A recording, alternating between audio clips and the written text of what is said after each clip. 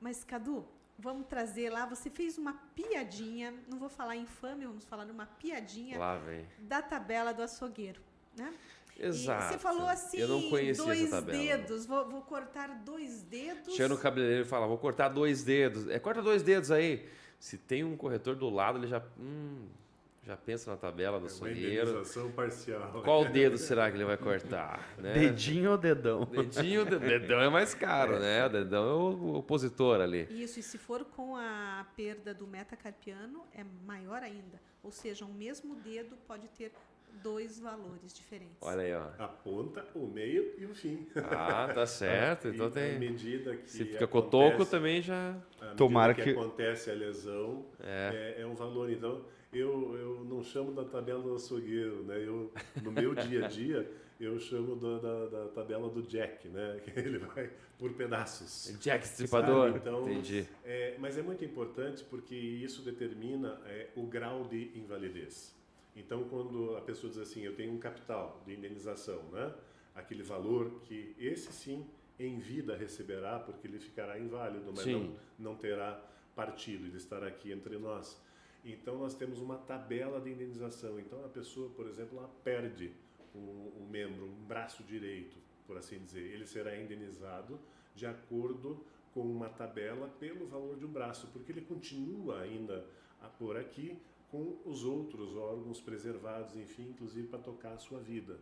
Então, muitas vezes alguém sofre um acidente e diz assim, eu tenho uma invalidez por acidente de 100 mil reais, então eu vou lá na seguradora receber.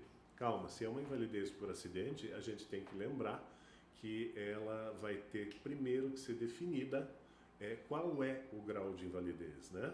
Se constatar de que essa pessoa, digamos, perdeu os 2 braços, ela de fato ela entra numa situação de uma invalidez integral. Agora, se for apenas um dos braços, se não me engano, 60%. Acho que é 60.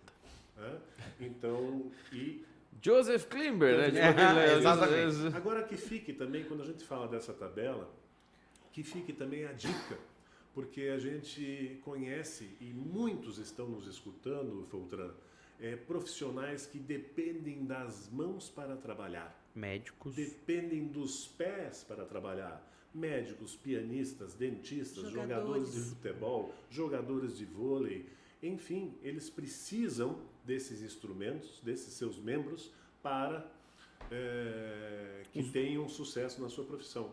Então nós temos dentro do seguro de vida, e aí entra a função do corretor, do consultor, que encontra esse profissional interessado em contratar um seguro e diz assim, olha, a tua profissão demanda o que nós chamamos de invalidez majorada.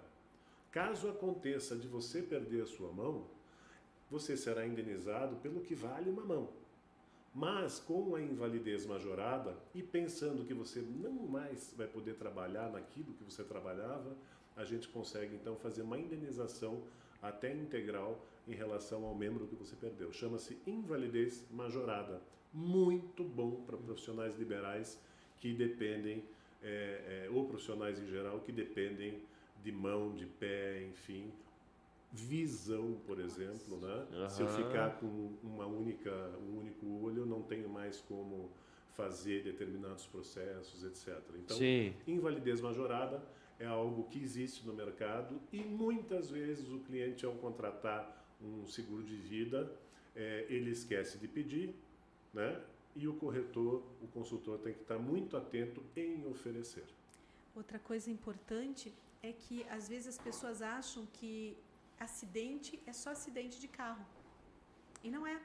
Durante um assalto pode ocorrer, é um acidente, vai ser considerada, né, essa invalidez proveniente, né, de um acidente, uma queda, certo? Sim. E necessariamente, quando a gente está usando ali o braço não precisa estar decepado. O que vai orientar e determinar se é uma invalidez permanente, tá? É o grau de redução funcional daquele membro. Então, o que precisa? O segurado, sempre que tiver dúvida, entre em contato com o seu corretor. Se é através de uma empresa, um seguro de vida em grupo, entra em contato com o RH e questiona, porque muitas vezes sofreu um acidente, tem amparo e ele não faz uso daquela cobertura, e tem uma outra situação, né, de prescrição. Eu ia te lembrar disso. Então, corre o risco de prescrever. Lembrei 5 anos depois que sofri um acidente e tive redução do ombro. Uhum. Só que já fazem 5 anos. Já era.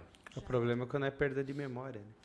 Ele Ele sofre um Prescreve acidente toda dele. hora, né? Pô, lembrei agora, 5 anos depois. Não, mas e muito importante, a Jocely tocou num ponto assim que é crucial. Muitas vezes o acidente acontece e após o acontecimento do acidente inicia-se todo um processo de reversão desse acidente, de tratamento, enfim, e tal, para a pessoa melhorar. E enquanto isso, muitas vezes se esquece de avisar o corretor e a seguradora. Estava em tratamento, enfim. Recente, um caso que nos chegou recente, 1 ano e meio depois veio a informação de que efetivamente a pessoa não teria mais condições de recuperação. Sabe? Só que se isso tivesse acontecido sem o aviso à seguradora, teríamos muitas dificuldades, porque o prazo de prescrição da invalidez por acidente é de 1 ano. De 1 ano.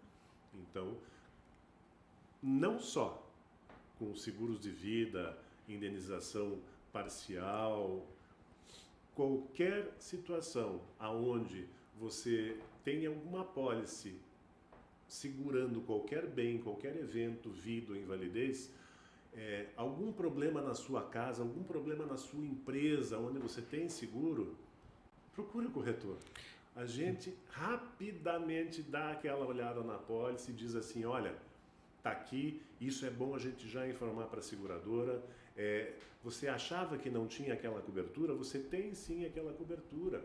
Então nós vamos lá acionar uma assistência para repor as telhas no telhado, que faz parte do seu seguro. Se a sua máquina de lavar estragou, a gente aciona a assistência, vamos lá consertar.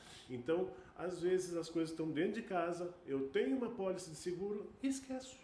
Esqueço Aviso de utilizar, sinistro. né? Aviso de sinistro tem data. né?